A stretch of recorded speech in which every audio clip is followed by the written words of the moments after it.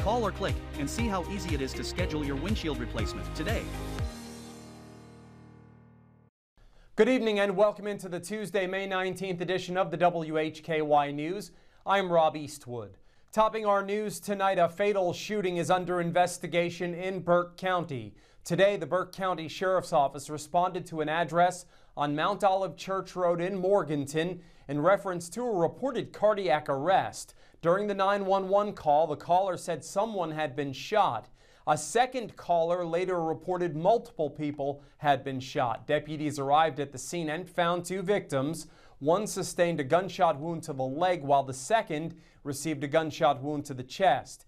EMS responded and pronounced one victim deceased as a result of the injury sustained. That deceased victim was identified as 18-year-old Dawson Timothy Wisnant of Morganton. The second victim was identified as a 47-year-old Morganton man. The Burke County Sheriff's Office is working closely with the District Attorney's Office, and the investigation is continuing. Hickory leaders are asking for public input as they move forward with major Highway 127 safety and traffic improvement plans. WHKY's David Cedrone attended a public meeting Monday, and he has more on the proposed changes and how residents can weigh in. What did you want to get from tonight out of this meeting? Ideas. In fact, I've actually heard some that we hadn't considered. What do you think about what we have presented? What are some other ideas you think may work? What can we take to NCDOT to get their approval? What else have you seen out and about, especially in this corridor, that we could do to help combat and get some more safe streets going on? Okay, what are some of the ideas you've heard tonight, Carolyn? So the most interesting one was that she called it a diagonal crosswalk. So instead of just a normal from one leg to another crosswalk, being able to cross diagonally across an intersection during an all red phase, which would help shorten the length that somebody would have to cross overall. Oh, that makes sense. So what happens after tonight? So after tonight, we take it back to the board and we evaluate all the comments, see if we can incorporate any of them, present them to NCDOT because those are their intersections, that's their road, and see if that's something that fits within their design parameters. And then after that, then we start the actual design process and then hopefully get it built. We didn't have a huge show of people tonight, but you're here. Yeah. So why are you concerned about that section of 127? Yeah, well, I think most people have either seen crashes or heard of crashes on 127. It can be a very fast road. Seems like cars are moving at all different speeds, going to a lot of places, and I visit there. I go to businesses along there, so it's something I frequent a lot. Interestingly, my wife actually was rear-ended on 127, but that can happen anywhere, but it just so happened to happen there. So, I think it's something that affects everybody in many different ways. So. Reporting from the Julian Whitener Municipal Building in Hickory, I'm David Cedrone, WHKY News. Thanks, David. And we have an update in our 10 o'clock edition tonight. An arrest has been made in connection to a reported bank robbery in Boone earlier today. We did first report on this in our 5:30 news. Shortly before 11 a.m., Boone police officers were alerted to a reported robbery at Wells Fargo Bank. The suspect fled the area on foot. Boone police, along with Watauga County Sheriff's deputies, Appalachian Regional Medical Center police officers, and Appalachian State University police officers, responded to the area and began searching for the suspect. A short time later, a person of interest was detained. As a result of the investigation, 27-year-old Zechariah Vick of Boone was charged with felony robbery with a dangerous weapon. He was taken before a magistrate and held without bond. Due to other pending charges, he was booked into the Watauga County Detention Center, and a court date is scheduled for July 7th.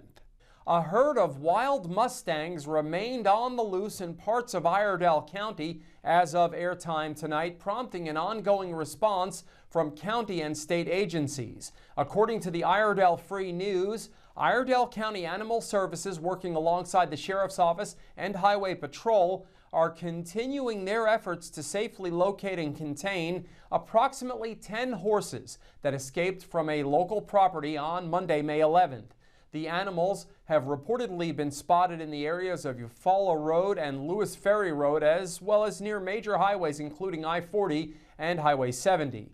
Residents are being warned not to approach or attempt to capture the mustangs, as doing so could frighten the animals and push them into traffic or hazardous terrain. Anyone who spots the remaining horses is asked to immediately contact animal services or local law enforcement.